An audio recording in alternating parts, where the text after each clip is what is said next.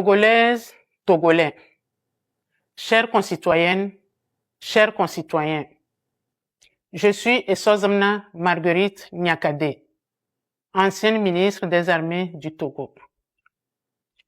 Je viens vers vous aujourd'hui avec respect pour la première fois en vidéo en tant que citoyenne togolaise.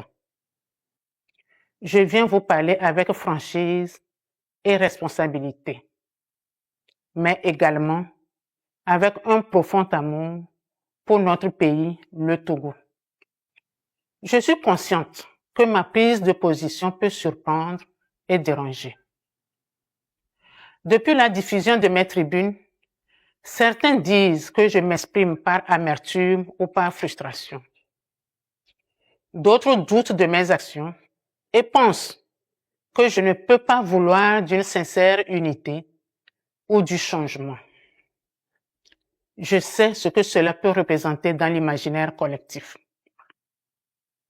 À cela, je réponds, oui, j'ai des liens familiaux avec la famille Nyasingbe. Oui, mes enfants en sont issus. Cela est un fait. Mais il n'enlève rien à mon droit de m'exprimer en toute conscience sur la situation du Togo. Avant d'être lié à une famille ou à une communauté, je suis avant tout une citoyenne togolaise, lucide, qui n'accepte pas de garder le silence face à ce que subit mon pays, notre pays.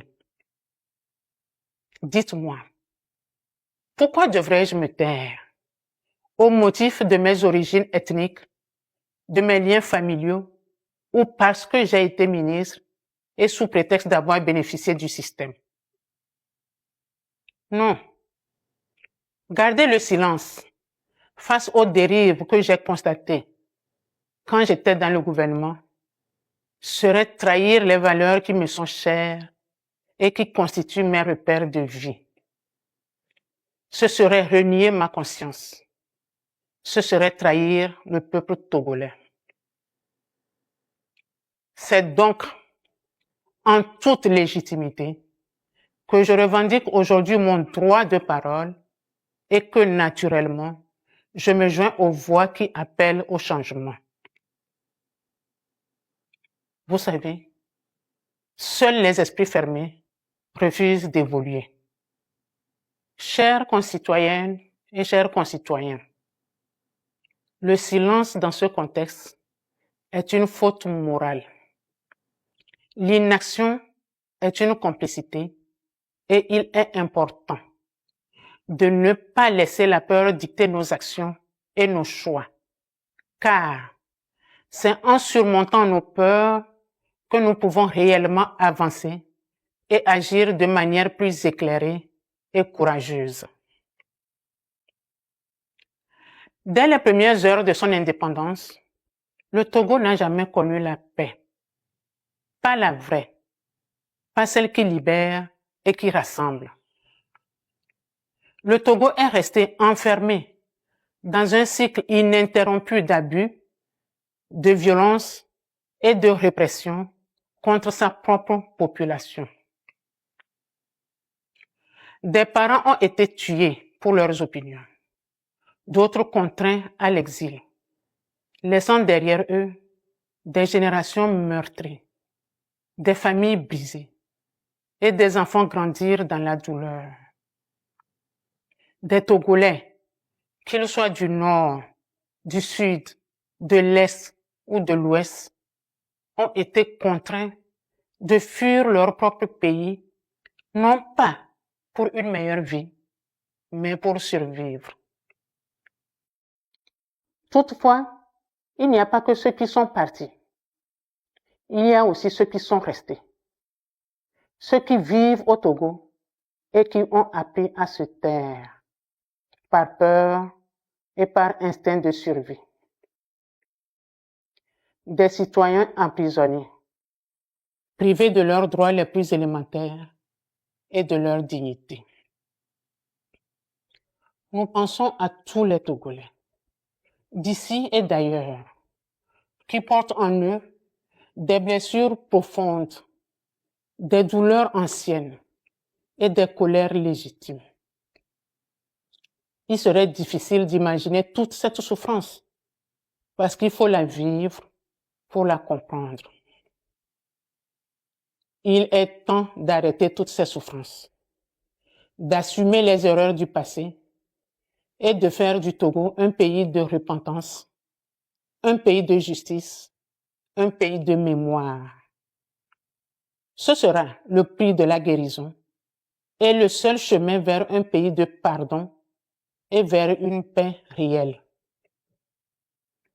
Nous devons aussi avoir en mémoire que le problème togolais n'est pas une région. Le problème n'est pas non plus un nom de famille, ni une communauté. Le vrai problème, c'est un système qui a trahi les espoirs du peuple. Et ce système doit être combattu et changé. Chères concitoyennes, chers concitoyens, notre pays ne se construira pas dans la division, mais dans l'unité afin de faire du Togo une nation. Nous avons tous un rôle à jouer afin que nos concitoyens de l'extérieur puissent rentrer chez eux et que tous les Togolais vivent en paix, parlent sans peur et marchent sans crainte. C'est ensemble que nous reconstruirons notre pays dans la fraternité et la détermination. Le temps du silence est terminé. Le moment est venu de dire les choses avec clarté. Nous avons besoin d'un Togo nouveau, d'un pays libre, juste, réconcilié et tourné vers l'avenir. Le Togo est en effet un pays riche, doté de ressources humaines et naturelles considérables. Il devrait être un modèle de développement.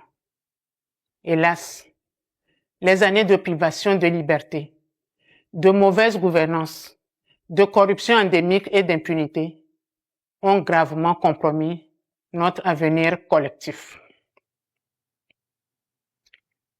Nous sommes conscients qu'il n'est pas facile de gouverner et de diriger. Mais le régime actuel a eu le temps, les moyens et toutes les opportunités pour changer le destin du Togo. Malheureusement, il a échoué et il n'y a plus d'excuses. Laisser Faure Gnassingbé au pouvoir encore ne changera rien. Il doit, d'une manière responsable, démissionner pour laisser la place à une transition apaisée, inclusive et nationale en vue de la reconstruction de notre pays. Le peuple togolais doit prendre ses responsabilités pour intensifier son engagement citoyen dans la paix et la légalité pour que le changement tant attendu devienne réalité. Le Togo doit renaître. C'est une réalité historique. Aucun peuple ne peut accepter indéfiniment cette oppression, cette misère, ce mépris et cette injustice. Je saisis l'occasion pour lancer un appel une fois de plus aux forces armées et aux forces de défense et de sécurité à se ranger aux côtés du peuple pour la libération et la reconstruction de notre pays, le Togo. Trop de sang a coulé sur la terre de nos aïeux. Il est temps de le laver. Mes chers compatriotes, ne laissons plus la peur dicter notre silence. Ne laissons plus la division nous empêcher de nous unir. Il est temps d'écrire une nouvelle page. Il est temps de reconstruire un pays où chaque Togolais aura sa place, sa voix et sa dignité. Chers compatriotes, l'histoire nous regarde.